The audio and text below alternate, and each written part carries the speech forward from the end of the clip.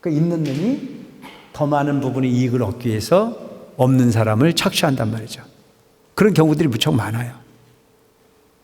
그리고 흔히 보면 요즘에도 보면 이 정치를 하거나 이런 부분들도 그런 얘기가 이제 모순이라는 걸 알기 때문에 돈이 돈을 버는 부분이 구조에 우리가 분노하는 거 아닌가요? 그래서 여러분 9인사 5층 법당에 가면 상징적으로 그 올라가는 계단을 보면 큰 배가 남산만한 나찰이 소위 쌀밥을 해가지고 그 입으로 집어넣으면 그게 뭘로 변하던가요? 불로 타서 없어지잖아요. 그래서 목은 바늘구멍한데 바늘구멍만 해요. 근데 배는 남산만 해요. 먹을 것은 지천이에요. 근데 그걸 먹어도 배가 부르지 않고 배가 고파요.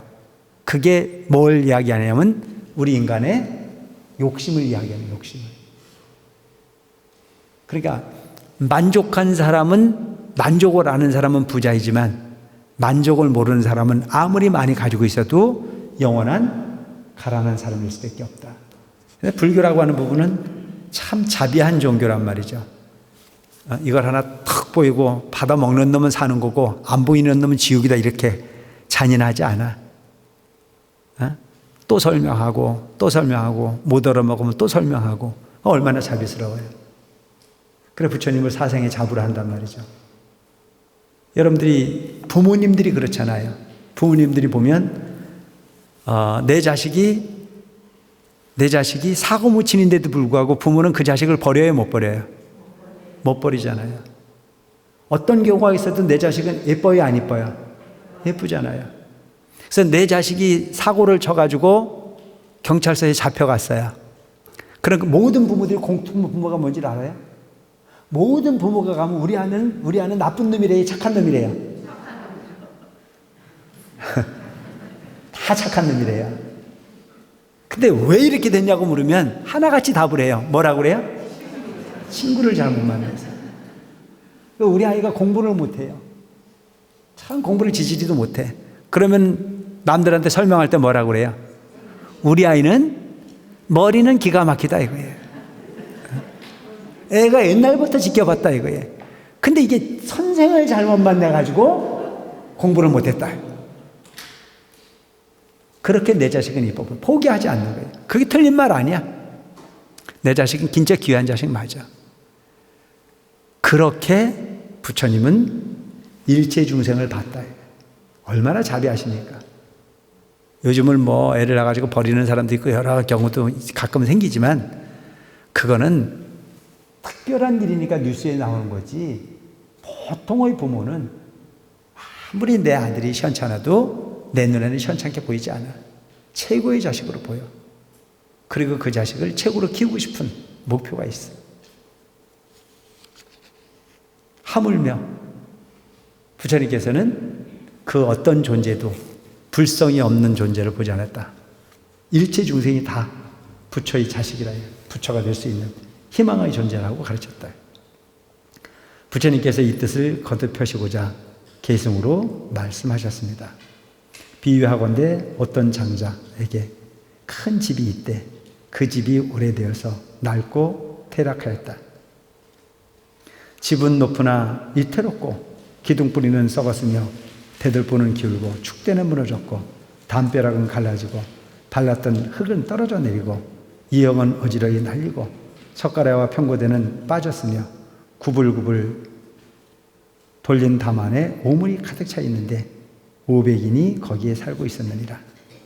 요게 어디냐면 지금 우리가 살고 있는 이 동네야, 이 동네. 이 동네가 지금 견관 동네가 아니야. 그래서 지금 우리가 살고 있는 부분이 불안하잖아요. 그러자라도 불안했었는데 요즘은 어떤 게 또 와서 보탰어요? 코로나가 보탰잖아요. 그래서 언제 죽을지도 몰라. 언제 쓰러질지도 몰라. 그런데도 우리는 견고하다고 생각하고 있어. 얼마나 위험해요. 참 희한하죠. 그냥 평온하게 살면 되는데 못 살잖아요.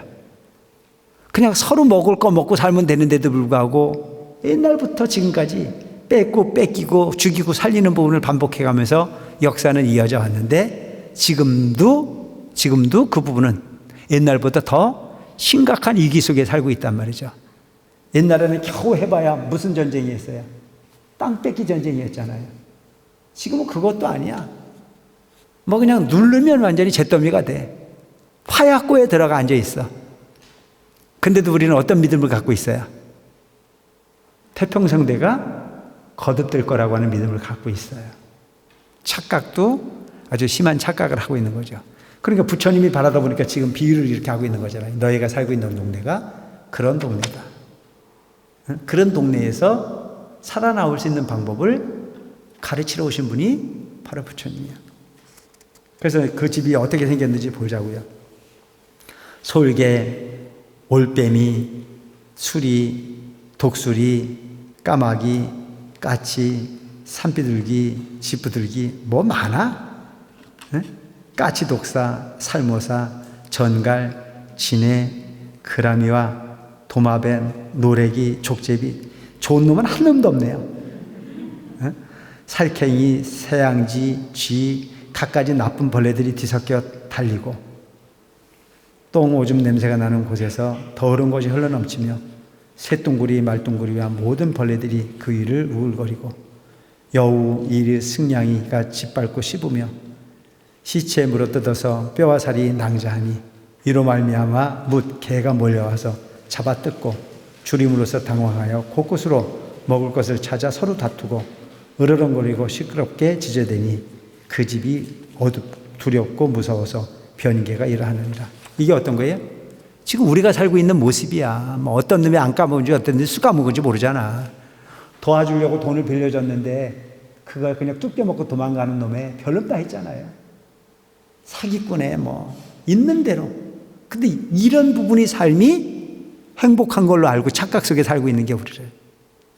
눈 감으면 커져가는 세상이잖아요. 근데 내가 이런 세상을 얘기했더니 뭐라 그래요? 세상이 그렇다고 그랬더니 그래도 살만하다고 생각하는 게 일반적인 사람들이야. 속는 거잖아요. 그리고 지금 이 자리에 앉아서 법문회를 듣고 세상의 구조가 아 그렇구나 라고 느끼면 이제 뭘 느껴야 되고 있어? 세상의 무상함을 알아야 무상함. 견고하지 않음을 알아. 그럼 견고하지 않다라고 하는 느낌을 가지면 그 견고한 뭔가를 찾기 위해서 노력하는 목표를 잡아야 되겠죠.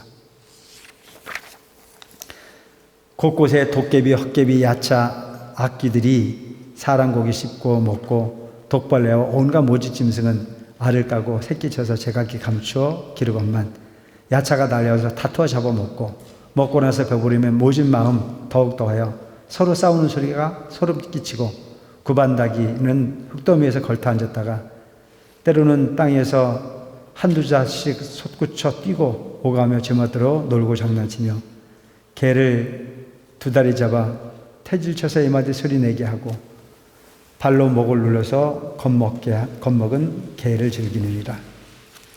귀신들도 또 있어 그 몸이 길고 큰데 벌거숭이에다가 검고 여인 것이 늘 그 속에서 살고 큰 소리로 악을 쓰면서 먹이 찾고 어떤 귀신은 목구멍이 바늘 같으며 어떤 귀신은 머리가 새머리 같은 것이 사람 고기 개고기를 먹으니 머리카락은 볶는 안발이요 잔인히 흉악하며 줄이고 목말라 악쓰고 치다르며 야차와 아기와 사나운 새와 짐승들 배 채우기 급하여 사방으로 흩어져서 문틈으로 엿보나니 이 같은 여러 고난이 두렵기가 한량없느니라. 여러분 이 부분을 뭘 얘기하고 있는 거냐면 우리가 있는 사람이 또 다른 부분이 없는 사람을 통해서도 더 채우려고 하는 욕심으로 살잖아요. 먹어도 허기지는 게 우리 인생이지. 그러니까 예수 속담에 그런 말이 있거든요. 99섬 농사를 진 사람이 한 섬 농사를 진 사람 보고 어떻게 한다 그래요? 채워달란다 그러잖아요. 난 99섬이 100섬을 채우기 위해서는 네 알량한 한 섬이 나를 보태줘라. 이게 세상의 흐름이라는 거죠. 그 있는 놈이 더 많은 부분의 이익을 얻기 위해서 없는 사람을 착취한단 말이죠. 그런 경우들이 무척 많아요. 그리고 흔히 보면 요즘에도 보면 이 정치를 하거나 이런 부분들도 그런 얘기가 이제 모순이라는 걸 알기 때문에 돈을 버는 부분이 구조에 우리가 분노하는 거 아닌가요? 그래서 여러분 구인사 5층 법당에 가면 상징적으로 그 올라가는 계단을 보면 큰 배가 남산만한 나찰이 그 소위 쌀밥을 해가지고 그 입으로 집어넣으면 그게 뭘로 변하던가요? 불로 타서 없어지잖아요. 그래서 목은 바늘구멍한데 바늘구멍만 해. 근데 배는 남산만 해요. 먹을 것은 지천이에요. 근데 그걸 먹어도 배가 부르지 않고 배가 고파요. 그게 뭘 이야기하냐면 우리 인간의 욕심을 이야기하는 욕심을. 그러니까 만족한 사람은, 만족을 아는 사람은 부자이지만 만족을 모르는 사람은 아무리 많이 가지고 있어도 영원한 가난한 사람일 수밖에 없다. 그래서 여기서 지금 보면 말이 안 되는 소리 있는 많은 부분을 열거했지만 이것이 무엇을 상징하는 거냐면 우리가 서로 세상을 기망하고 다투고 질투하고 그렇게 살아가는 모습을 여러 가지 짐승의 비유를 해서 설명해 놓으신 거예요. 이게 화택이란 말이죠. 우리가 살고 있는 부분, 현재의 삶이. 그럼 우리 마음이 얼마나 사악하고 못됐냐면 내가 밥 먹고 사는데 문제가 없으면 그걸로 족하면 되는데 사촌이 땅을 사면 배가 아파요, 안 아파요? 에? 여기는 그런 사람 없나? 나는 있는데 몰라, 내가 진짜 나쁜 놈이라 그런지 몰라도 그냥 평등하게 살면 마음이 별로 안 일어나요. 근데 뭐 나보다 좀 덜 들어줬던 놈이 잘 된다고 그러면 그게 배가 아프지 말아야 되는데도 불구하고 그렇게 썩 기분 좋지만은 않더라고. 그런 심성이. 그래서 내가 아직도 화택에 머물러 있다는 생각을 스스로 한다니까요. 우린 정말 누군가가 잘 되는 모습을 봤을 때 진정 그에게 박수를 보낼 수 있는 마음으로 가져가면 그가 편한 게 아니고 내가 편한 존재가 될 수 있다는 것을 꼭 가져갈 필요가 있다. 그건 마음으로 되는 게 아니다. 그냥 되는 게 아니라 이거예요. 마음을 내려놓고 수행력을 더 깊이 했을 때만 가능한 일이지 거저되는 일은 결코 아니더라 이거죠.